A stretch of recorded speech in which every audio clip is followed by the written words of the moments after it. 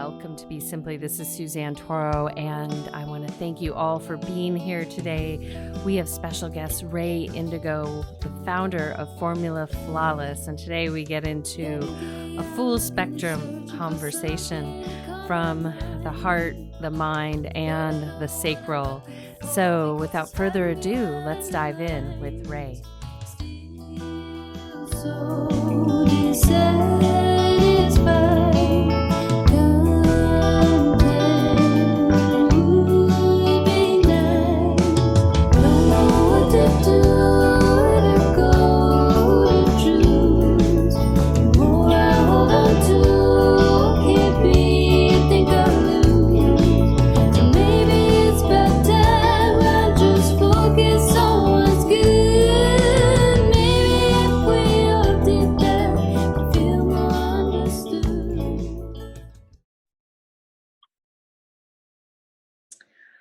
So welcome, Rae. Yay, you're back. Thank you. It's so good to see you. Thank you for having me. You're welcome. So with our pre-screen time chat, we were diving into self-care for those of you that didn't get to listen to that. So why don't we hit on a juicy point that, you know, in our society, we kind of look at self-care being, you know, doing stuff to our body or going to the spa, which are all wonderful things. I love the spa, and I love doing stuff to my body as a yogi. But so, you know, when it comes to self-care, the real thing we need to look at is actually the mental, emotional body, because the thing is like, let's say you hurt your body in some way. If your mind and your emotions are in a good condition, you'll be able to make the choices to recover a lot easier. But, you know, what happens is the body gets an injury, but the mind was also totally out of sorts, you know, not working for you. And the emotions are oftentimes really negatively affected. And then recovery, it's like a downward spiral. That's what I see. So then self-care is what? We have to really define, what does that mean? Yeah. Well, and share a little bit about how one could be, I think it's getting better. You know, there's used to be more of a stigma around mental health in general, but if you could share a little bit more about how someone could be radically honest, because I see this a lot in my one-on-one practice. People will nod and I'm like, are you understanding? And they're just not, you know, giving me the nod. And I'm like, I don't think you're listening, or ready to be honest. So if you can share from your perspective and all your wisdom on, you know, that first step of being honest with what's going on in the mind. Because it's hard to like bring it into right action if we're not even cognizant of what's happening with it. Yeah. So the first thing is that you have to add a little bit of discipline to your mental hygiene.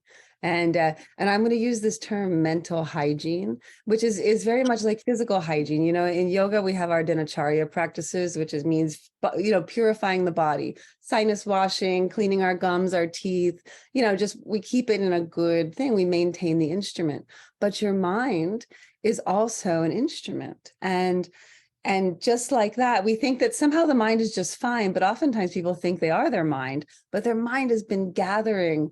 It's just been gathering and gathering and gathering impressions, judgments, things you don't like, and it holds all of this. And so the mind becomes very, very congested or a little bit constipated. Yeah. And so when that happens, the side effects, how do you know that that's happening?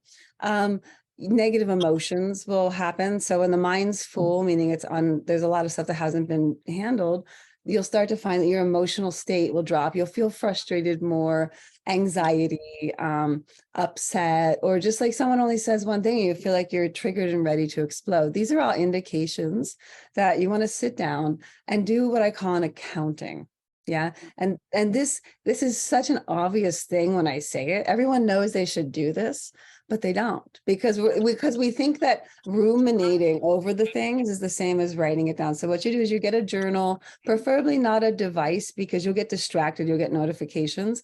Write it down. My hand gets tired because I'm so on computers now that I like go through it, deal with the hand cramps. And you sit down and you want to make a list of all the things, first off, that are just stressing you out. So these would be what I call open cycles. So an open cycle can be someone at your work was mean to you and you want to address it in some way, either internally or verbally. Yeah, that's an open cycle. It's unfinished. So it's there and it'll kind of pop up throughout the day. You'll think, man, she was really mean to me. And, either I need to handle it internally or I need to say something. Hey, Susie, don't talk to me that way. Yeah. So, Yeah. so that's like one thing you really get into this and you need to write down at least 10 stressors, but 100 would be better. So this is like, I didn't do my laundry, need to file my taxes, need to go on a date, like all those things. Yeah. That you ruminate, that you pop up in your mind, you get those out onto the page. Because this is like sweeping the floor. You got to sweep it and see it. And when it's out on the page, it stops playing out so much in your mind. Now, if you want to get a little bit deeper, then you might want to look at what emotions you're regularly having. And the work with our emotions, so the emotions in the mind is like a little drier, the emotions are a little wetter, but they go together. How do we know this? Because if you see a person, two people in the same situation, very different kind of mindsets. One, when given, let's say someone walks into the room and is like, you guys really suck for just whatever reason. So one person who has good mental, health will say, wow, that person must be having a bad day. Right? Like, so they recognize that's not a normal thing to walk into a room to say, and what's going on with my friend? Whereas the other person who's holding a lot of stuff in the mind, when that information comes in, it hits that stuff in the mind and that stuff sticks to it and it starts to spin. In yoga, we call this vrittis, this spinning, whirling quality of the mind. And so then the second person, in response to the, you guys suck, is like, who is this person? Why would they talk to me like that? I don't suck. I'm also, and they'll start with a whole like dialogue that's about them trying to justify how that's not true. So in other words, if the mind is in one way, the first person will feel no emotion except maybe like a compassion. The second person will begin to become disturbed. And so if you find yourself in situations where you're just disturbed a lot, go home and take kind of the self-care of mental health and get stuff out on the page. And if you want to get into the emotions, have a look and say, okay, on Monday, how was my emotional state? Did you wake up depressed with life? Well, just look at that. Okay, bummed out, and track those emotions and see what ones are really playing out, because that's something we're doing something about. And just by observing it, a lot of the work is already done. Yeah. Oh, yeah. So, and share a little bit about how oftentimes that emotional and mental body, I like how you shared, you're storing too much stuff up there and then the emotions start getting reactive because, the soul's going, you must get this out. But share a little bit how the emotional body can help us regulate and determine how much cleaning needs to happen up there. Yeah. So let's define emotion. So what is an emotion? An emotion occurs as a result of incoming motion. So for instance, if you can remember a time when you felt really in a good mood, enthusiastic, vibrant, full of life, and your boss calls and they're like, Susan, I need you to go and do this, and I need this done, and it gives you like a big to-do list. And you're like, okay, cool. And you're like, I got this. Now, different day, you're feeling frustrated, you're feeling heavy, you're feeling grumpy, you get the phone call from your boss. And instead of responding with enthusiasm, you respond by feeling put upon. I don't know how I'm going to do it. And you start to resist the thing you need to do. That resistance, that's how how much are you resisting the motion of incoming of the world, which, a communication or someone bumps into you, or this is all this moving world. How do we experience it? And so that's our emotions. And when oftentimes you hear about high frequency emotions, so we can basically look at emotions as like waves. And sometimes we have a nice, slow, still wave, but other times we get these jaggedy waves. And then sometimes when we're in a very high state, it's almost like a wave with no movement. It's just barely there. And so these are like when we're in a state of deep meditation, deep awareness, or being artistically creative, or we're experiencing the beauty of the world. Our frequency is so high. It's almost like there's no density to it. And so those are the emotions that we tend to in yoga try to cultivate inside of us. So if I'm out in the world and I find myself with the impact of the universe in whatever form it's taking, that internally I'm generating lower emotions, I stop, because I know that's like something's off. Because why? You know, even if someone's really awful to me, why do I have to destroy my internal? Why do I create that emotion? Yes, people are jerks. Yeah, and I can walk around the whole world and just be like, everyone's a jerk and I'm miserable. Or I can be like, people are jerks because they don't know how to, you know, that's where they're at and it has nothing to do with me. So if I find myself getting those negative emotions, I stop, I look at it, and I really examine that, because it's not an enjoyable state. Yeah. And it's not, we oftentimes think that emotions are so very valid. Well, I'm feeling really angry. I'm feeling, you know, frustrated. Yeah. They think that somehow that's super, super valid. But is it? Yeah. Or is it, or is it an indication that you need to do some self-cleaning? Because if you're going out in the world and everything generates that negative emotional state, your whole life will pass like that. It's not going to fix itself. You have to have a look there. Does that make sense? So when it comes to like talking about emotions, we have to understand what it is. Yeah. And so like the anger band, for instance, everywhere from like anger, rage, low gradient anger, which is frustration, down to hostility, and then hidden hostility, where you actually hate someone, but you're hiding it. This anger band, what this does when it appears in ourselves or in others, it's an attempt to stop the motion, to stop movement. So if someone's angry, it means there's too much motion and they're trying to stop it. That's all. Now that motion, once the internal environment is usually disturbed, which motion is it? Is it the external or the internal? And the two get very, very mixed up. So we don't even know, we're just in an upset. And that is a state that I see a lot of people are in nowadays, because they're so confused and they think the emotion itself is important. What's important is why are you generating a certain emotion consistently? It's important. That's what's important, is to understand the process of creating emotions, not the emotion itself. Because, you know, again, same two people in same two different people in the same situation, totally different emotions are created. So what do we prefer? And for a lot of humans, they love these heavy emotions. It's like an addiction. I mean, they're like a drug. It's a feeling and it's intense. And so when you become more emotionally healthier, I don't have many emotions. Most of my day goes by and there's no emotion. Why am I having an emotion? I'm just being. Yeah, there's an emptiness. So it's an interesting thing to kind of look at it in that viewpoint of what's going on here in this inner atmosphere. Absolutely. Well, I think we're at a point in our society where we're learning to have emotions in a general sense. And then in the yogic practice, it is you go beyond. Those are indicators, but they should be subtle indicators, not volcanic indicators or so forth. Share a little bit also in the sentiment of love, because that energy, the emotion or feeling of love can be there, but then it can retract based on some other things that could come in. And then if we get into like divine love, kind of break that down for us in the emotional body, to like the unexplainable. All right. So this word love, so in the West, we use it for a lot of different things. So it's kind of it's a beautiful word, but it's kind of doesn't serve us because there's so much confusion, which you just kind of indicated. What about this kind of love and that kind of love?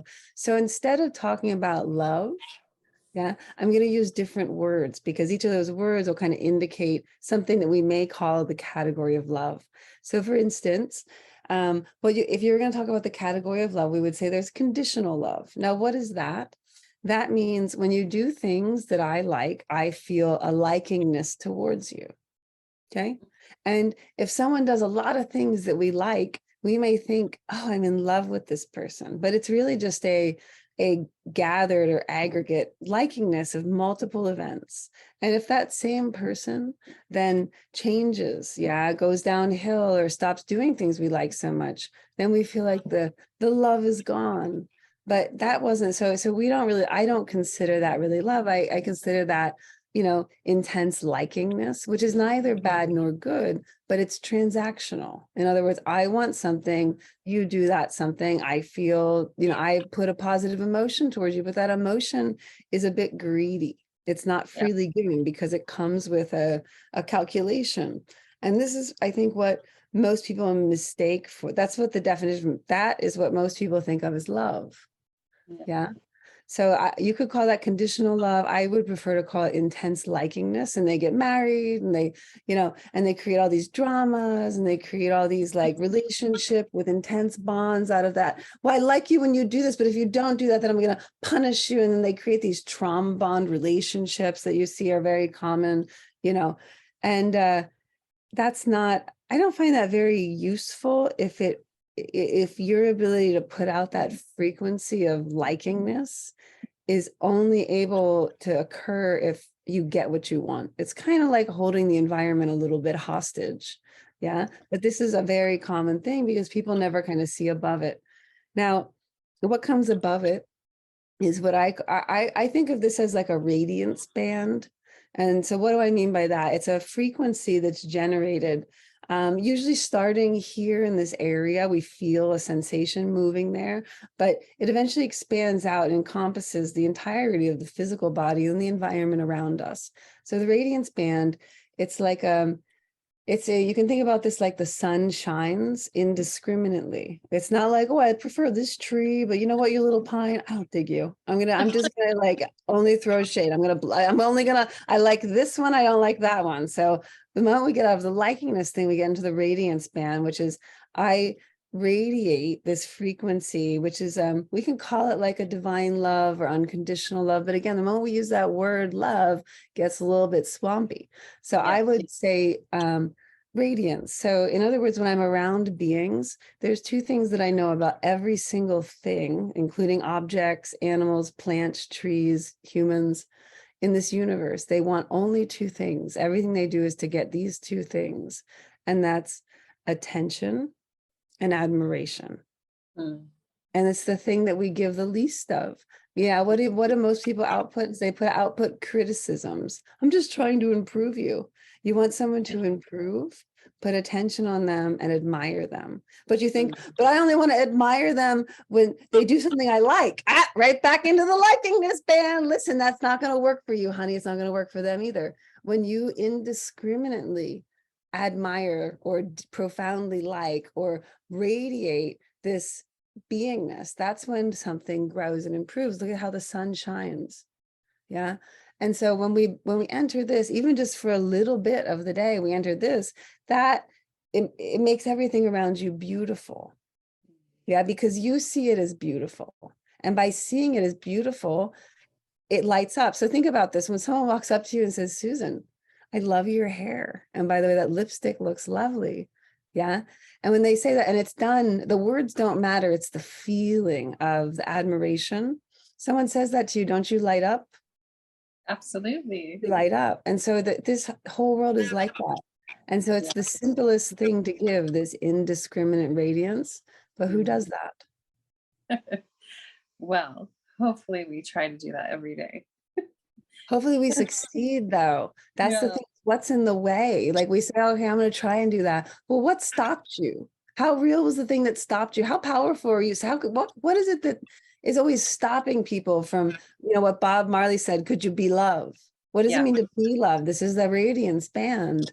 What is stopping? What's in the way? Well, that person, how could I be radiant towards that person? And I don't really like soup, so I'm not going to radiate towards the sin. You see? So now we're back in the preference band. That's what happens. And people get stuck. They go to try to do it, but they're so attached to what they want from this world, which is why they suffer. What does a saint do? They walk around and they bless everything. Why? Radiance band. All the holy people are in the radiance band. And here's the joke, is when you are like the sun and you like everything and you radiate everything indiscriminately, life is pretty sweet.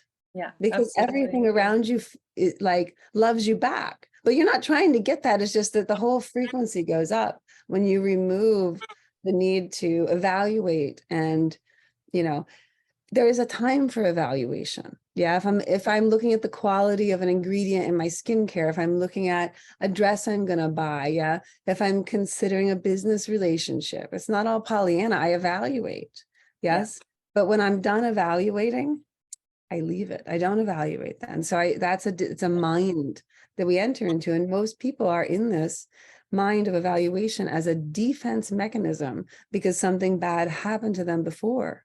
So they get stuck in this, like, I have to evaluate, something bad might happen to me. Well, something's probably going to happen. Listen, you're going through your whole life stuck in the criticizing of life band instead of the radiance band. So more bad stuff will happen to you in that state. And that is why I say your mind needs to be your friend. Otherwise, it's going to be a prison. So you have to get a little bit of understanding of how it works.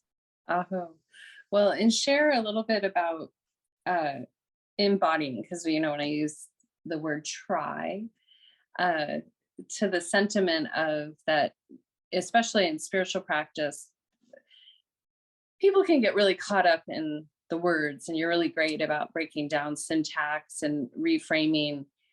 So what happens is they may read something and then they regurgitate it, yet they haven't moved into the frequency of it. Because if I go hang out with the sun and the trees, there are no words. I like that you use radiance.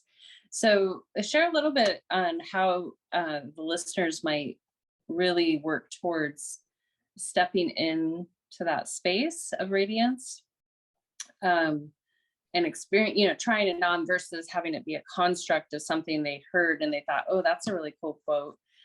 I'm going to regurgitate that and pretend to be that. Well, so what's in the way? So really it's like, what's in the way of taking an idea about something, a construct or a concept? Yeah, because it starts as a concept. You get it, you're like, wow, I like that idea. Yeah. But then how do we bring that into our day-to-day life? And I recommend for this particular one that you practice it seated, preferably outside in nature, if that's available. And you sit and basically you begin kind of, and this is where the idea of gradient, or where can you start? Because we want to get to the full fruition of the practice, but we probably can't start there. Maybe you can. I don't want to put a limitation, but maybe not. So if maybe not, then you sit, and this is where the other yogas become important. You must correct your posture. It's why we do postural yoga, so you can sit comfortably in the body. But most people is like this. So maybe you sit, you put something behind your back, against the wall or against the chair, so you have like the support, so the chest is upright. Now it's really important that the chest is in an upright position before you do any practice, because you are you're a gas-powered engine, this body. So when the lungs are like this, there's no access to the diaphragm. And this is how most people breathe. So they're breathing with the intercostals or here at the top. And what happens as a side effect of that is that you can't enter into a alpha state because your breath is shallow, which changes the way the brain works. So you'll find that you can't sit still, you're very distracted, all of these things. So a little bit of attention in proper posture, and then breathing right here into this area, not the lower belly. It's where most people breathe. You want to try to broaden the bottom of the rib cage, which is where the bottom of the lungs are. And when you breathe into this area, it just centers you into the moment a lot more. So you would start with some breathing. Now, and what I see is that a lot of people are practicing to get their practice done in a very miserly way. And I must warn about this because it's very common now in the West. It's like you sit down to practice and you're like, oh, I have to meditate for 10 minutes. Right. And you resent the practice and you enter it with this getting it done-itis. And I want to just say that it's very, very important that you cultivate the right attitude towards practice, which is that this is the best moment of your day. I get to sit and meditate. That is the mood you must have, and you must discipline yourself accordingly. Look forward to this, not the laundry list of things you have to do and the things you're going to eat. You look forward to this and you make it that way and you decide that it's so. So you sit down with that mood and you lift up your chest and you begin to regulate your breath. And now for many people, there's a lot of difficulty meditating. I would say set that idea aside and then allow the mind to just decompress. So this is where you stay here watching the breath, but the thoughts come up and then you let them go. You don't follow it. And so it's like a decompression, like you're kind of rinsing it out. And you may need a few minutes of this. So don't be miserly. Take the appropriate time. Allow the decompression, just watching the breath and making it slower and larger. And know that you can do this. Yeah. And then once you've done that and you feel that you're able to be, and you give yourself permission to be. Now, Find a spot. I think probably the top of the heart is the easiest right here. And I recommend lightly touching it because the physical sensation will act as a hook for your attention. Lightly touching it. And then once you have a sensation there, just begin to visualize, imagine, and don't look to see if it's happening or not. You'll destroy all your practice if you enter into the state of mind of prove it. If you do that, you'll only spend time proving it, not practicing. Yes. And then I want you to begin to imagine like sun rays breaking through the clouds, that just a little bit of light comes out. And as that light comes out, just kind of have the feeling that it's going and it's hitting something. And as it hits something internally, you repeat to yourself, whatever it hits, I know you, I like you. Yeah, it's a greeting. Ah, it's you. Hey, it's you. I know you. I like you. And then you repeat this, allowing more and more light beams to come out and greeting just the things around you. And you can do this with the eyes slightly open or closed, but not looking around. So still eyes, peripheral vision, like in martial arts, either relaxed eyes resting on one point and spreading to the periphery, or closed, but we're not looking at objects. So you have the sense that there's this beams of light breaking out, and you feel them usually out the front body first, and they'll hit things in the environment, and those things you greet and you say, hello, I know you, I like you. And that's you just kind of getting this feeling of this admiration and radiance. And you sit and you just, as long as you can, allow that to kind of crack open the heart until you get it all around the body, radiance of light. And do this without tension, allowing yourself to be kind of as calm and still and nourished as possible, and just bringing the attention again back and back to that meditation. Any thoughts that come up, you can say, thank you for telling me not now, and you allow them to go, returning to your practice. Because this idea of directing the attention is like bringing back the rays of attention, bringing back, they go after something, you bring it back. Eventually they stay. Does that make sense? Absolutely. And so, yeah, so that's what I would do. Is it's easy. And then the only things that will stop you or cause this to fail will be if you're looking for some sort of physical beam. This is something happening more subtle. Or if you begin with the internal monologue of I can't do this, or it's not real.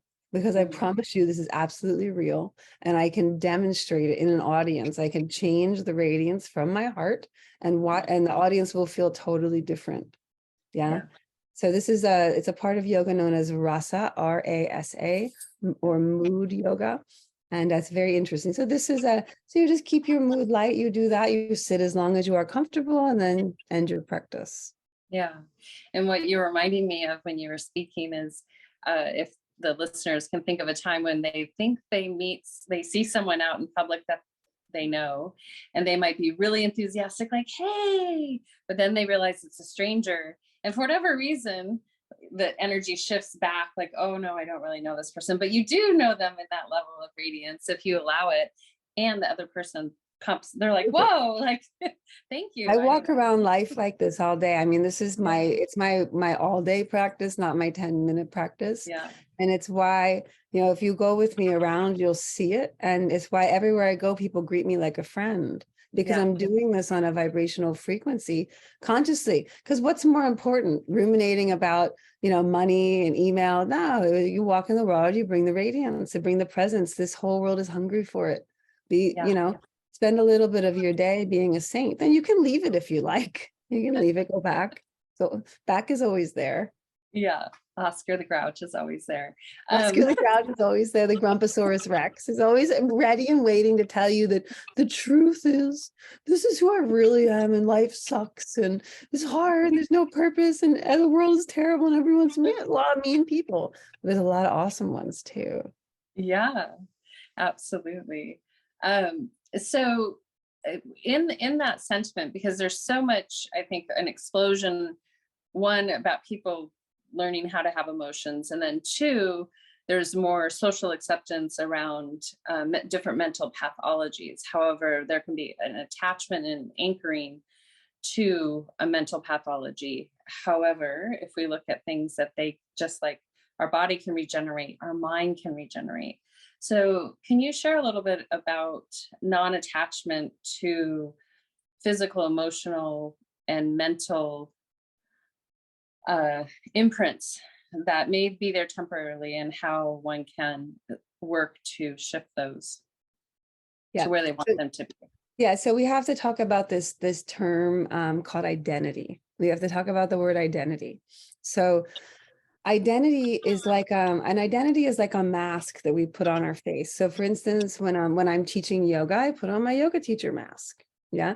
If you and I go out for dinner afterwards, I take that mask off and then I'm with you. And I'm not like, I have to always teach you yoga all the time. No, I tell you jokes and we chat about the, whatever. Right. But what happens to people is they get a mask stuck on their face. And so they always have to be in a certain way.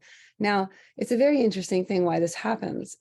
When you're born into the world, when you come from where you come from, you don't have an identity yet. You're like a new thing. And so what happens to you is this process of identification. You learn about this physical universe, what hurts, and you learn your name, and you learn that, your social position. You get a lot of these identities. You start to put them on. And why is this happening? Because when you're born, instead of you look for yourself. And so as we bump into the world and we get little injuries and wounds and we learn things, we're actually putting in identities. We think of it as memory, but you can probably remember like really positive times, like winning an award for something, and you became heavily identified with that identity. In other words, it had a value to you. But that identity is a construct. It's not you. This is your greatest power. You are a no thing. You're not a thing. And an identity is a thing. Yeah.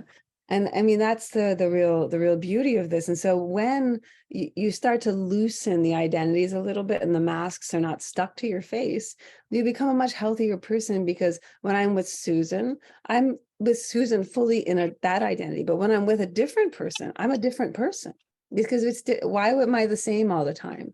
It's an odd thing. But what we see happening in the culture is a big confusion here. People are being taught that their identities are very, very important. If we just look at sexual identity, the yoga version on sex and like the importance of it, we don't consider this important. Yes, we have parts of Tantra, parts that deal with sex, but I've been abstinent long periods of time, and it's very easy and pleasant and enjoyable. Sex is very unimportant to practicing yogis. So because we have this creative energy and we bring it to everything. It's odd to me. I was actually sitting with somebody last night. I went out for a snack. I wasn't, here all day working. And she was talking about how much she just sleeps with everybody and has a lot of sex, and her whole life is about sex. And she's like, what about you? And I'm like, well, I've been abstinent for 5 years now. And she's like, what? And I'm like, yeah. What? She's like, I can't imagine that. I'm like, imagine what your day would be like if you had not one thought about sex. Yeah. What would you do? And that's the thing. People ask me, like, you do so many things. I'm like, yes, because I'm not sending the energy downward for a temporary thing. We, especially with our ecstatic practices like Kundalini, and a sexual orgasm is, there's much better things. So anyways, because we're not so interested in the sensual gratification, we don't get stuck in those identities. But we see that's happening a lot in the culture, to the point where people are altering their body towards their own detriment because they're so heavily identified. They've put so much importance on sex. Yeah. And I just, when I look at this, it's not that it's unimportant per se, but it's unimportant in a lot of situations. Yeah. But when I'm teaching, I'm not like thinking about sex. When I'm writing, when I'm formulating, that part of my identity isn't active. But now we're seeing that people's identities are being made very active all the time and being taught to fight with each other. Yeah. Like, look at this. Look at, like, well, I'm this thing and I have this kind of hair. And now that hair has to fight with your hair because it's different. And somehow your hair oppresses my hair. And I'm like, guys, you're being taught that all of these identities are so important, and you're just tearing each other apart. And for what purpose? Yeah. What is the purpose of this? And to me, it looks like a darkness being put on humanity to make them heavily identified with their emotions. Oh, well, I'm really angry for something that happened in my childhood. Wow, you've been carrying that one horrible moment through all these other ones and coloring them with that thing.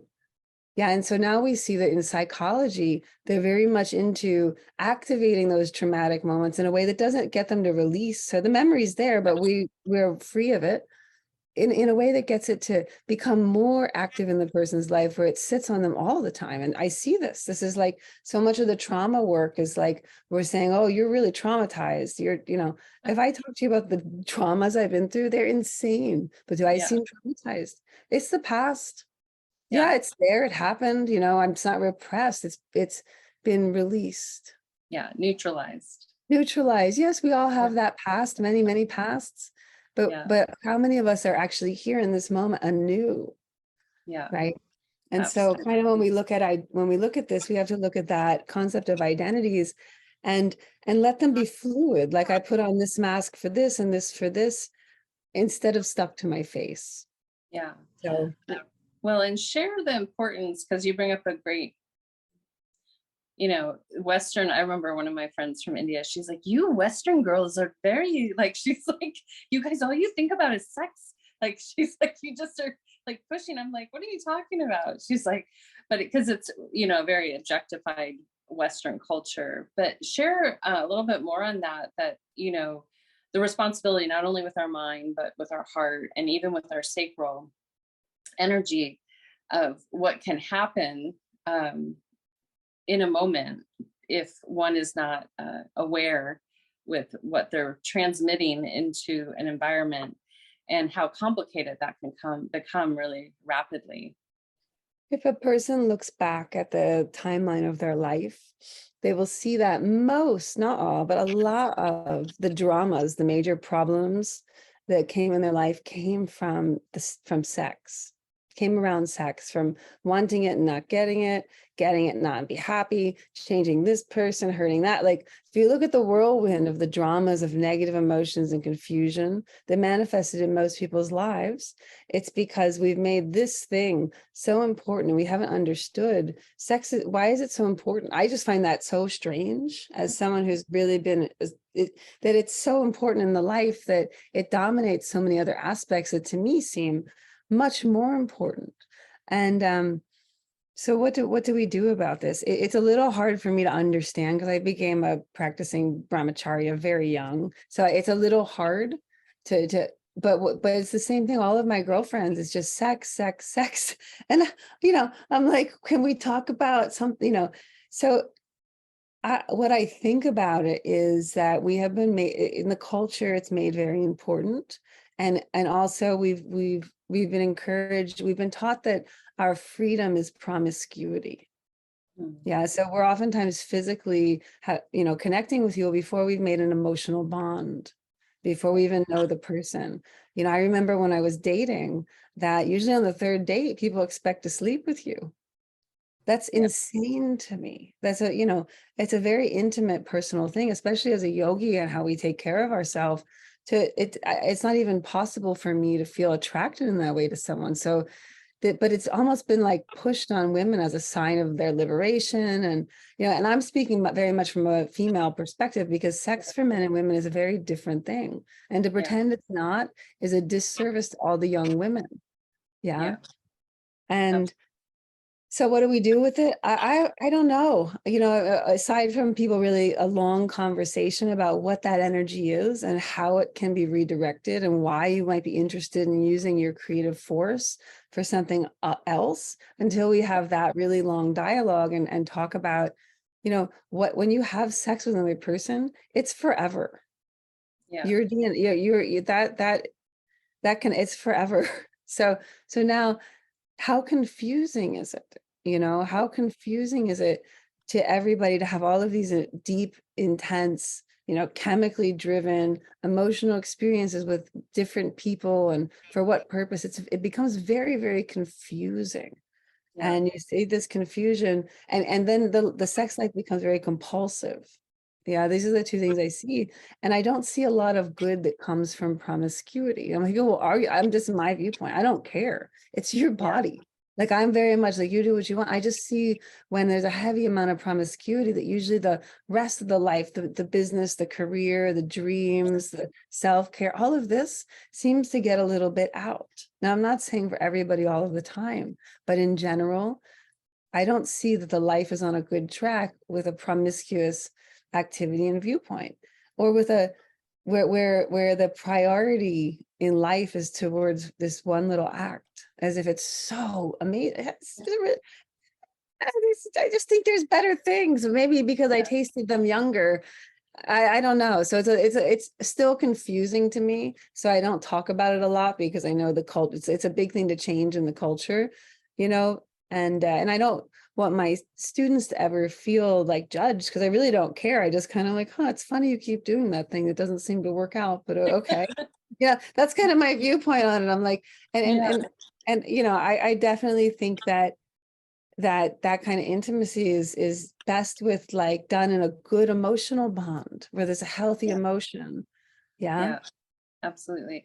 Well, you know, from my viewpoint, it creates a lot of control, you know, because it's a very potent energy. Very And, potent.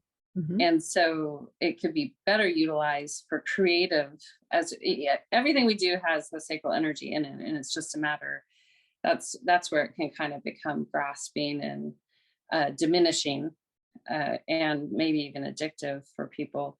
Many people, actually, you know, they It's use highly it. addictive. No, it's maybe the most addictive. And it can be used. Here's the other thing is that if this energy is out of control in you, you don't have a good direction of that Svadhisthana chakra, the sacral energy, you're easy to manipulate. You become, because that energy can be, it's so potent, it can be directed many places. And if you're not directing it, people around you, whether consciously or unconsciously, will take control, which is why, really the practices for this should be taught very young.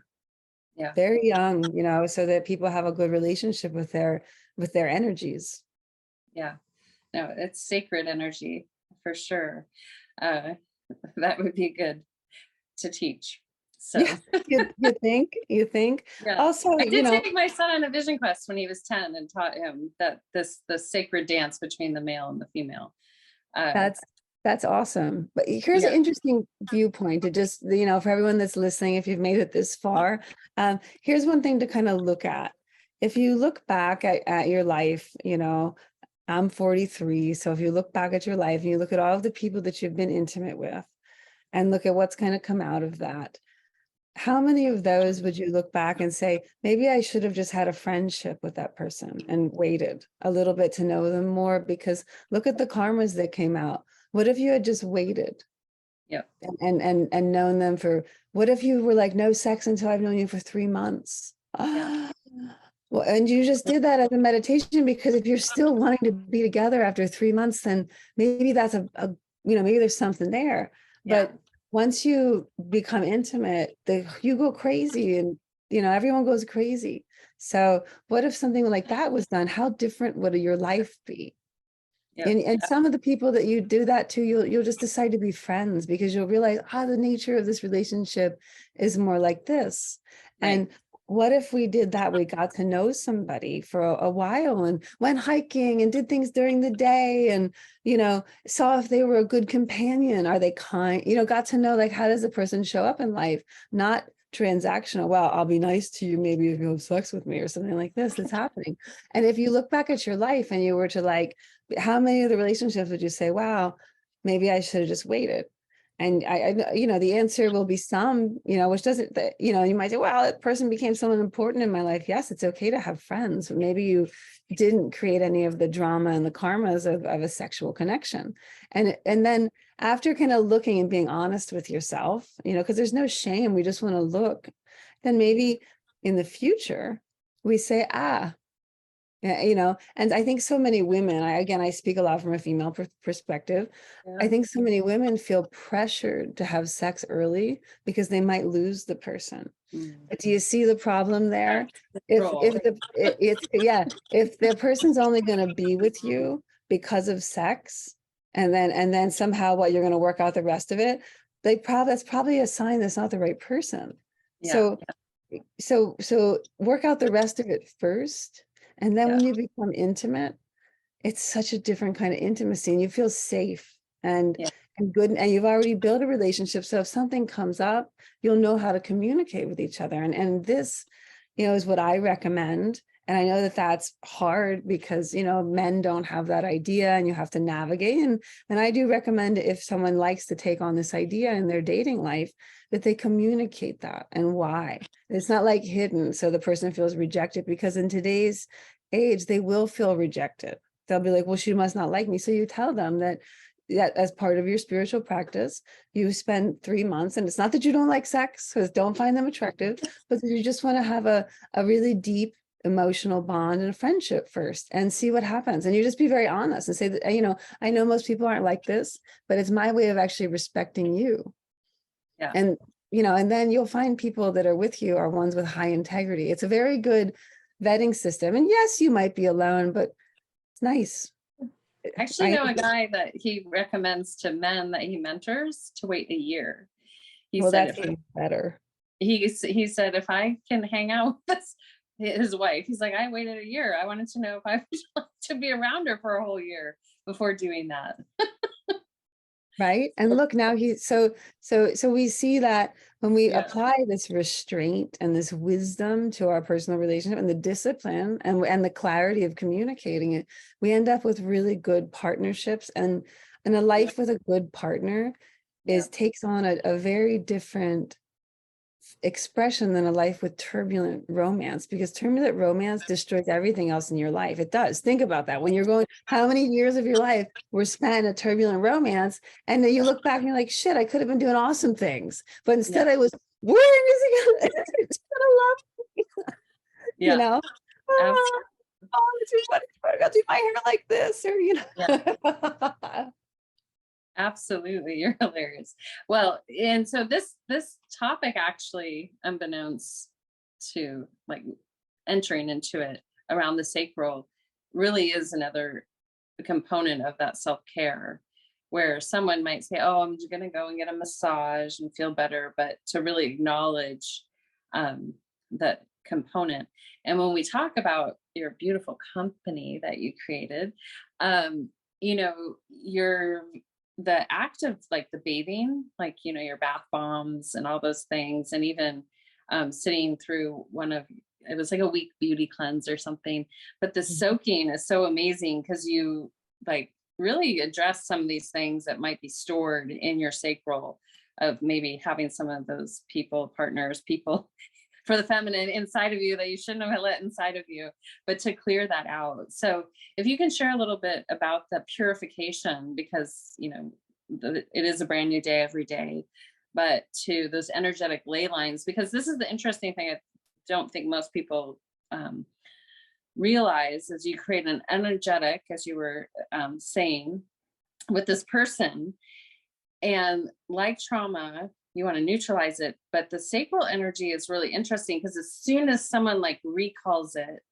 it like engages you with them again. So if your partner's long gone, but all of a sudden he or she is recalling it, there's this ley line that's re-engaged. Unless the two people are really in a beautiful practice to release and not like do that.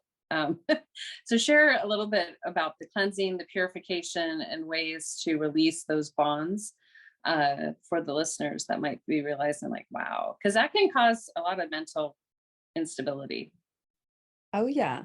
Well, I think that it's important that all human beings have an education on their energetic field and spend some time with this, because it affects you completely all the time. And if you have people that do have an understanding of it, it makes you vulnerable if they happen to be ill-expected. You know, but most people think of energy as some sort of, I don't know if the good vibes are, they don't spend any time looking at the systems, which are very well articulated. You'd have to find really good teachers, but to understand those systems. So when we're talking about Svadhisthana chakra, second chakra, this is the first place that we see the duality manifest, you know, because the root is a container more so. It hasn't really become dual. And then here at the second chakra, we see the blossoming of the sacral energy, the sexual energy, the creative energy. And this is the place where mood or taste becomes a consideration. And it's the house where all emotions and poetry and art and dance and music originates. Now, of course, it's the birth point, but that also is tinged by the expressions of the other psychic, emotional, energetic centers, which people call chakras. So with this particular one, purification. Well, as far as like, since we're talking about this subject of like the connected lines, this is something that it takes two people to have that connection. So if you end the connection on your side, it ends there. Yeah. And so how do you do that?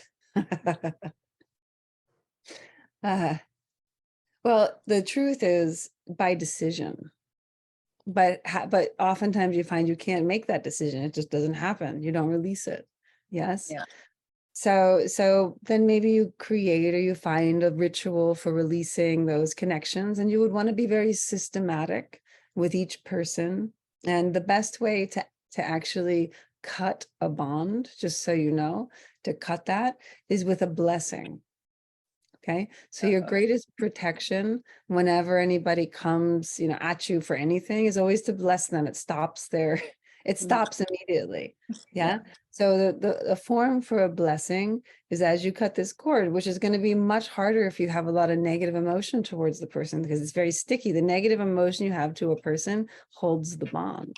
So you have to let go of that. Yeah. So what you do in the process of letting go at the same time of cutting the cord is you meditate and you imagine that that you are sending them wish fulfilling nectar. Yeah. Blessings. And it's to what they want. You're not like wishing them anything specific. You're sending them the nectar, the essence of a wish being fulfilled. And you see this and you continue it until there's so much that it's almost like it coming out their pores and their eyes. Yes. And you just visualize that. And when you see it very fully, you allow the cord to fall away. Well, you don't even need to cut it, just dissolve. And you do it systematically with each person. And if you have a big charge around that person, you won't like doing this, but you should anyways. Yes, you should anyways, because it clears up a lot of the karmic impulses.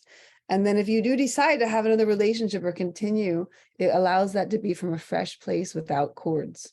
Yeah. It's easier to do in the bath or in a meditative setting. But of course, any setting, any atmosphere you create is just a prop to assist you. None of this is required, but it can help. So you have to know, what is the level of your practice? Can you just sit still in the middle of traffic and release cords? Fine then, good. Do you require a different atmosphere? Well, then create it. Give yourself what's needed. And don't hurry. You may take, if there's been a long history of creating a lot of these bonds, be systematic, do as much as you can, and then leave it for that day, because it's better to be thorough and systematic than to try to get through them all at once because you're in a hurry. You got time. It's like step 9. People get really excited about step 9 in AA when they like come and they're like, okay, I'm like, slow down. Right. What do they call it? Reconciling. Making amends. Reconciling. Yeah. Making amends. So Making amends. Yeah. Space. So this, I recommend that it's done systematically and regularly, and also in relationships, that you just any bondage relationships of any kind, familial, anything, negative, positive, even, is that you do the same process. It just allows a renewing, so that in a fresh unit of time, the two people can connect. I also do this with my friendships. It's one of the way I keep it very healthy. Yeah. That we always greet each other anew, because when I clear it for me, it also clears for them. Yeah. Beautiful. Well, and share, like, if someone feels the energy coming towards them, that they could utilize this practice to put it back where it's in a healthy space. The best defense for all psychic attacks, it's a high gradient defense, is to bless the person.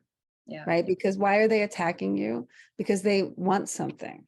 They want something from you. Yeah. What is an attack? It's an effort to get. So they want something. They feel like you took something from them, that you hurt them, that someone else hurt them, and you remind them of that.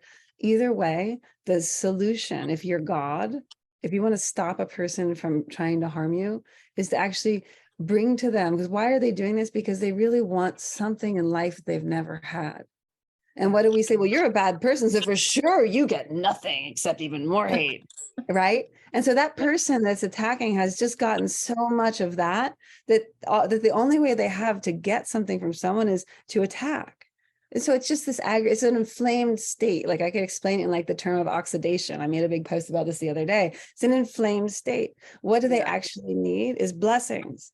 If you take a person who's all twisted up from life and they're acting in a twisted way, it's because life is, how do you untwist them? Is blessings, wish fulfilling nectar. Wish, and that's where you have to check your own practice.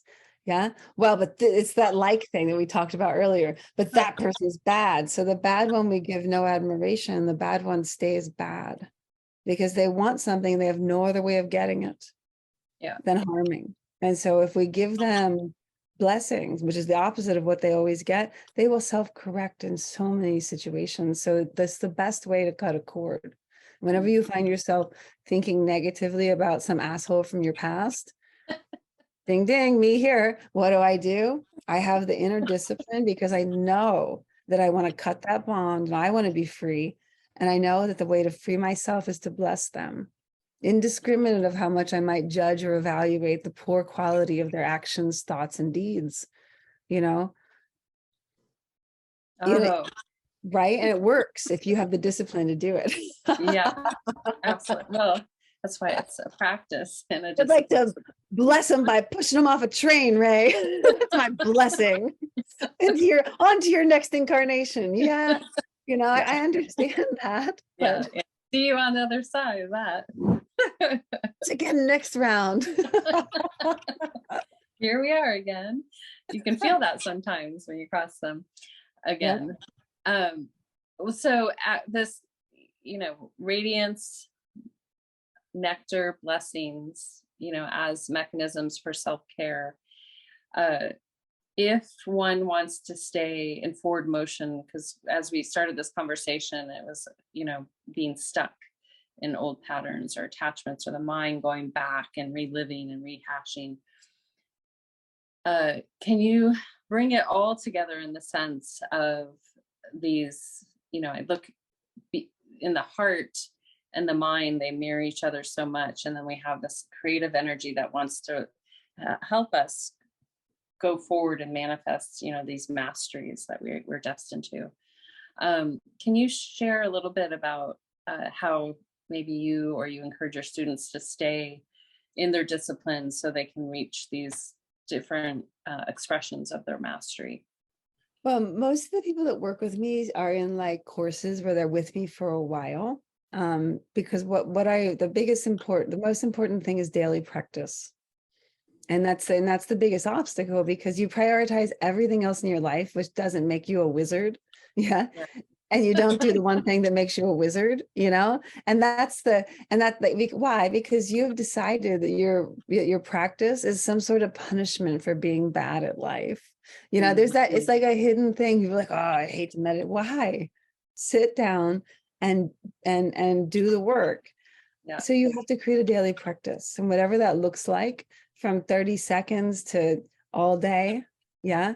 And so what I do with my students is I give them practices, and they're in groups where they talk about their practice, and they have a sangha, and they know that other people are practicing too. And that's really important, because the issue for many people is one of discipline in all areas of life.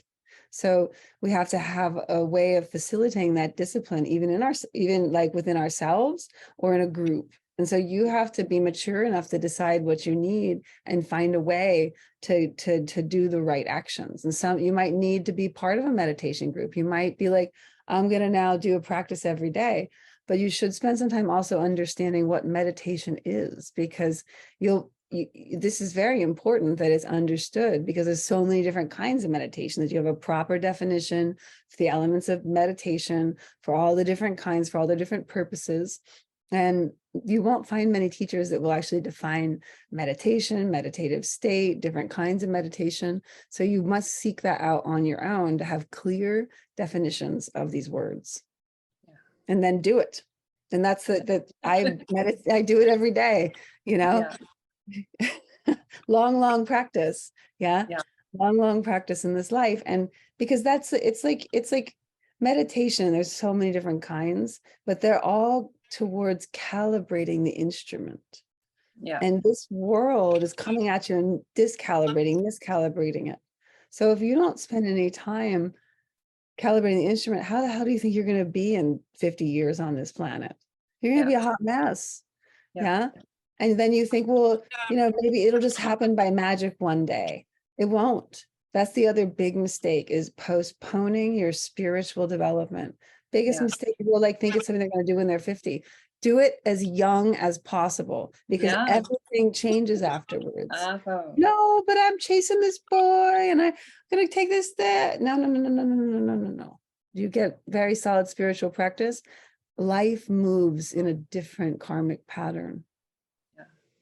Do that first. Prioritize it first. Meditate first. And the whole day is a blessing.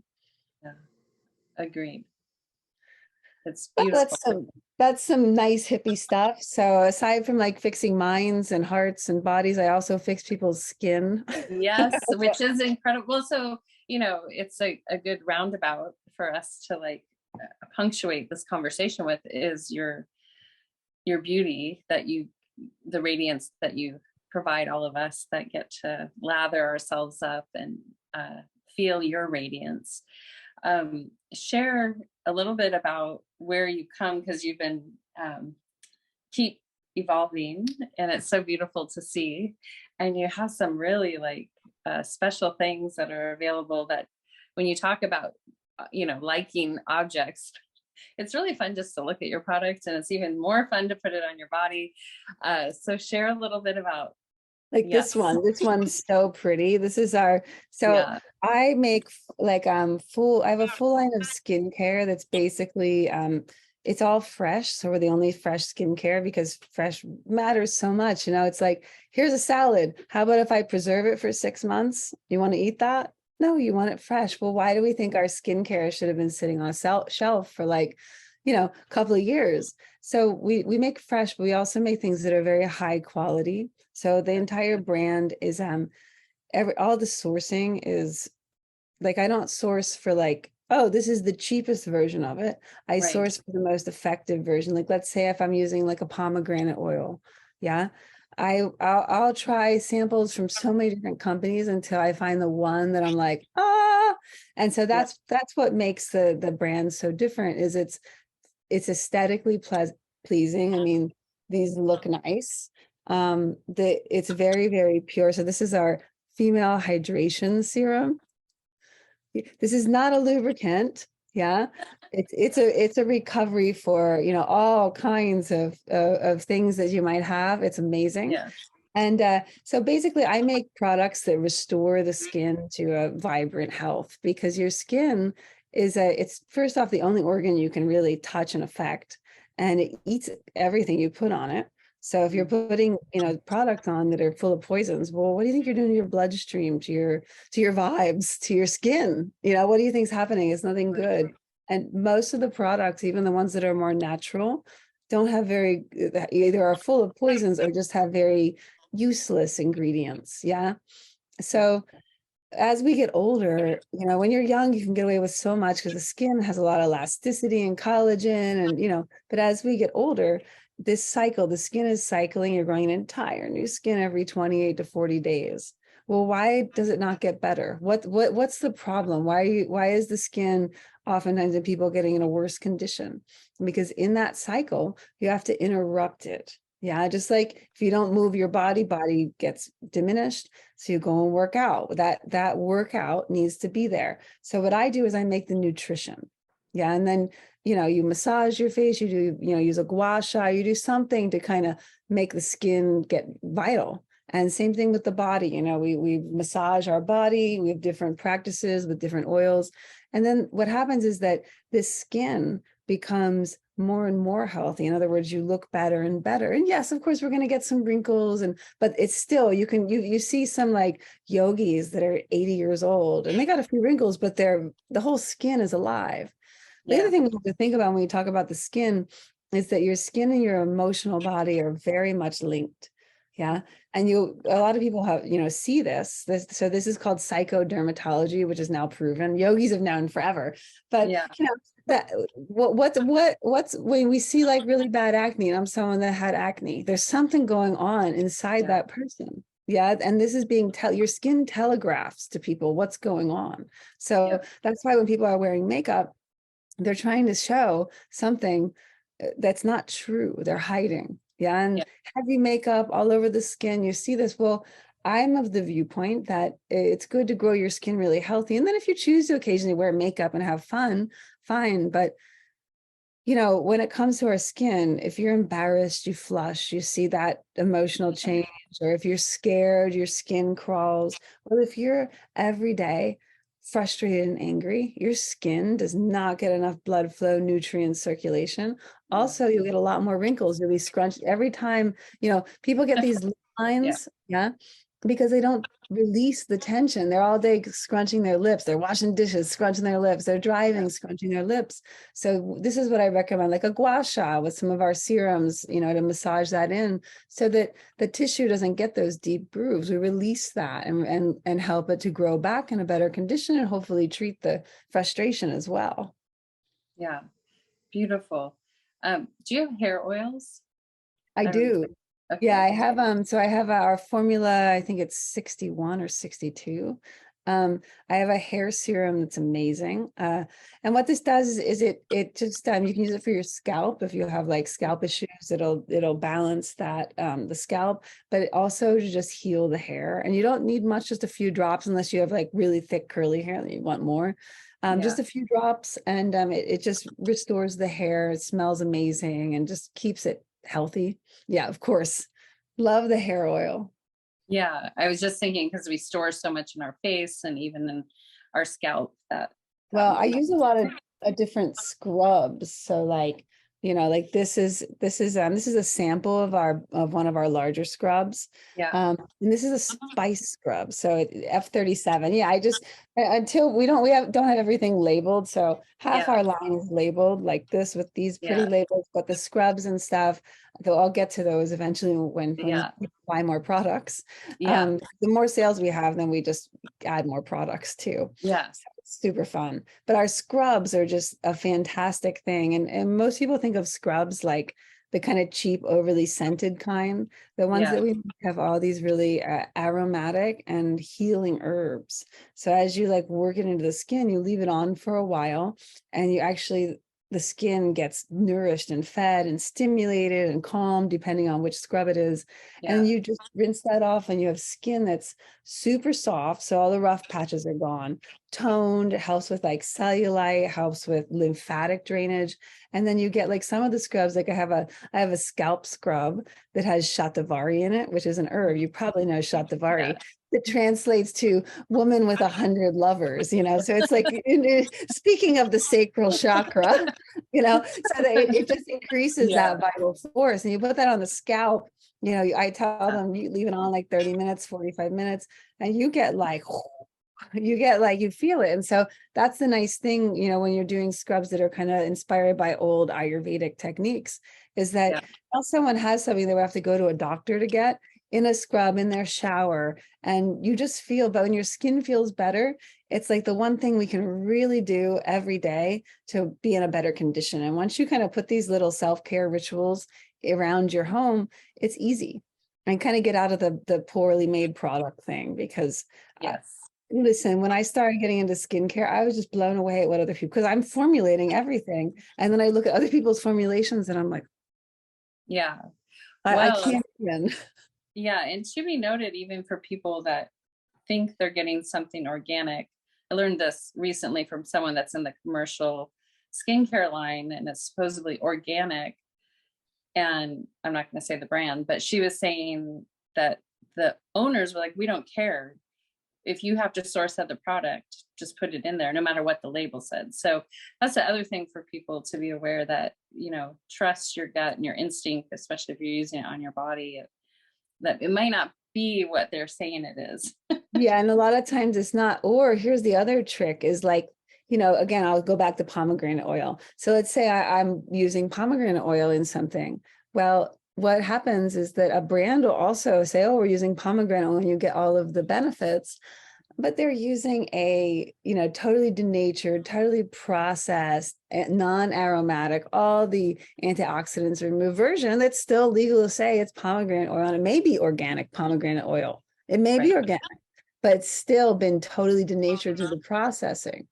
And and you don't know. And that's why I think our company has grown so much, is because we have people, once you try the products, you buy them again and again, because because that I have that I'm making products really for me. That's all to my standard, as a product junkie. So it's all to my standard. So I care. And that's why the brand, we don't use low quality things, because I want you to have something that comes that's like heaven in a jar, heaven in a bottle, and you get it and you're like, oh, you immediately start to radiate, and you can't believe that someone cared that much to make something so good. And that's what I aim for. And I think we kind of hit it. I think you have hit it. Beautiful. So we have that lovers holiday coming up. We'll put your site, any good shout outs that people should look for. Well, right now I have what I call my pre-Valentine's Day sale. And we put our sales usually up at the top of the page. So we'll probably have a Valentine's Day sale too. We have some really great packs for romance, so different scrubs that work for different things to get your skin just amazing. Because, if you are seeing someone and you're planning Valentine's, let's take care of all the spots so that you're just like feel great in your own skin, whether you're naked or not. Yeah, you're hilarious. Listen, there's no judgment. Like if you're gonna be doing it, let's get you into goddess. Like, oh, here I am. Like, So we have some really nice kits and packages, and everything's made fresh. So when you order it, it's made fresh within that week, which no one else does that. No, it's amazing. It's truly amazing. So I'm so proud of you. And I love having you on. So I appreciate you being here today. We'll make sure we share all the links below, here, there, and everywhere. Well, thank you so much, my love. Yeah, you're welcome. Okay, hold on.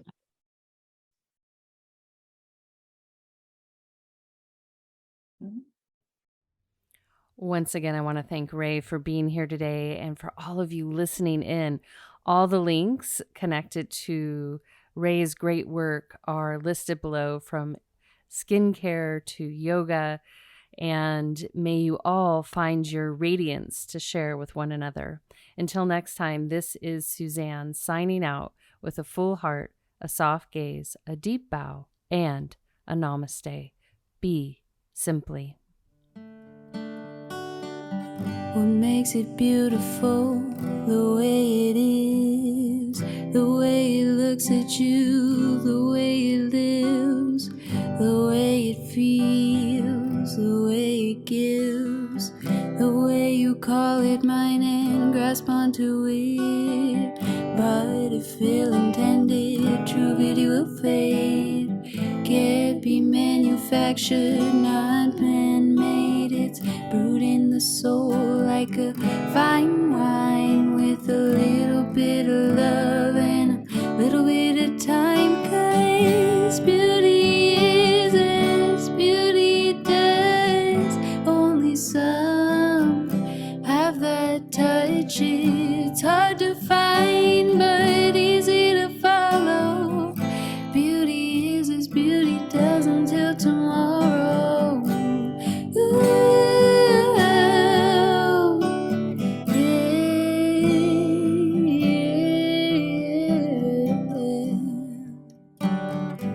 Makes it beautiful, the way you love, the way you lift it up, hold it above, the way it seems to shine under your gaze, the way it leaves you walking in a haze. But if ill-intended, true beauty will fade. Can't be manufactured, not man-made. It's brewed in the soul